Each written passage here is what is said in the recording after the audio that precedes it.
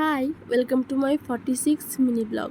সবাইকে জানাই শুভ বিজয়া দশমী। ফাইনালি আজকে আমার বরের দেখা পাওয়া গেল। মানে গোটা পুজোয় ওকে দেখা যায়নি, আজকেই ঘুরতে বেরিয়েছে আমাকে নিয়ে। আজকের প্ল্যান ছিল দুজনে মিলে সকাল থেকে ঘুরতে বেরোবো, কিন্তু সকালে উঠে দেখি অঝোর ঝড়ে বৃষ্টি।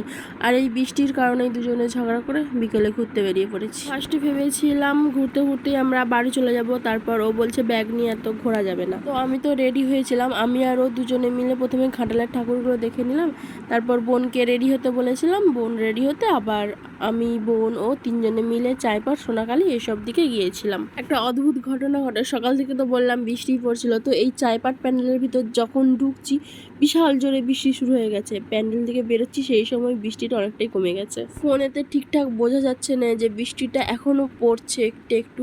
তো ওখানে দাঁড়িয়ে আমরা ফার্স্টে মোমো খেয়ে নিয়েছিলাম, তারপর ওখান থেকে বেরিয়ে আমরা সোনাখালির দিকে গেছিলাম। এইটা হচ্ছে সোনাখালির প্যান্ডেলটা, এটা বেশ দেখতে সুন্দর লাগছে। ওখান থেকে বেরিয়ে আমরা সোজা চলে গেছিলাম ঘাটাল পেটুক রেস্টুরেন্টে রাতের খাবার নেওয়ার জন্য। তারপর বোনকে ঘরে নামিয়ে এক প্যাকেট খাবার দিয়ে আমার ব্যাগপত্র গুছিয়ে নিয়ে চললাম বাড়ির দিকে। আমরা তাড়াহুড়ো করে যাচ্ছিলাম, কারণ বৃষ্টি চলে এলেই আমরা ভিজে যাব। আর যেটার ভয় করছিলাম সেটাই হলো, নৌকা মিস হলো। আর সেই জন্য অনেকক্ষণ ওয়েট করতে হলো, আর বাড়ির প্রায় কাছাকাছি গিয়ে আমরা ভিজে গেলাম। আজকের মতো এখানেই। ব্লগটা কেমন লাগলো জানিও, আর বেশি বেশি লাইক করে দিও। টাটা।